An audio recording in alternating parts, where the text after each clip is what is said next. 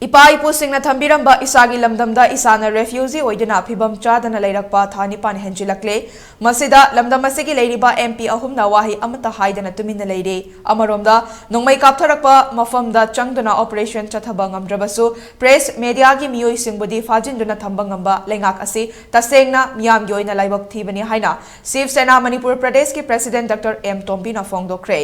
wafamasi babu parada leiba Shiv Sena gi office ta pangthokiba pawmi sing unaba amada phongdokhibani makna makhatana hai isagi lamdam asida refugee oiduna sanglaba matam asi leirakli oiriba phibam asida center na su chapchaba wahai ama haidaba amade lamdam asigi leiriba MP singna su parliament mifamda wafam amata puthoktana khanadaba haibasi tasengna laibak thibani masigi mathakta lamdam asigi national highway anida maitai macha sing changba yadana leiri masi athuba matamda changba yanabagi damak highway anida highway protection force athuba matamda thambiyo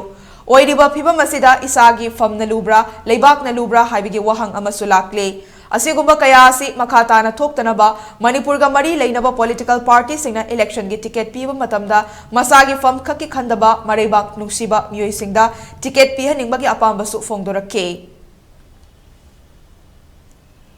rai order sida nangna lali nangna chummi haibana tabada yamna silent nungi murti dongno lebasi Shiv Sena na schematic pende aduga loina mamang na leba gamena su hujik leiriba ZRA KNA gi hawkip aduga leiriba ZRA gi leaders hana me magi MP oidna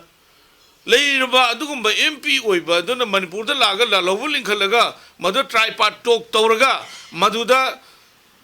Manipur da moi gi leiriba organization aduna setup tawraga popi tharaga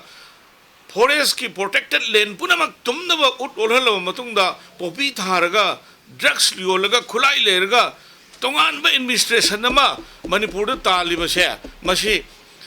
leiriba khoi gi MP humduna kuki sing si krai dig lakpano aduga moi si karamba chahi da lakpano moi si India gi indigenous akhoi gi India gi citizen la Manipur gi indigenous people la haiba wahang adu wahang mangamdaba MP anihum se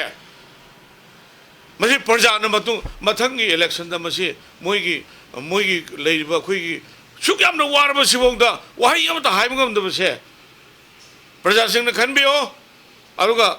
Shiv Sena gi magita ki simtang akoi hujik rajniti ko ba yumham habam aruga rajniti ko ba khoi wari romda khoi hujik sanction ningde tawdabo hujik aroi ba khoi gi phamgi ba parliament sina karigum loibu targadi yamna ningba kai bo igani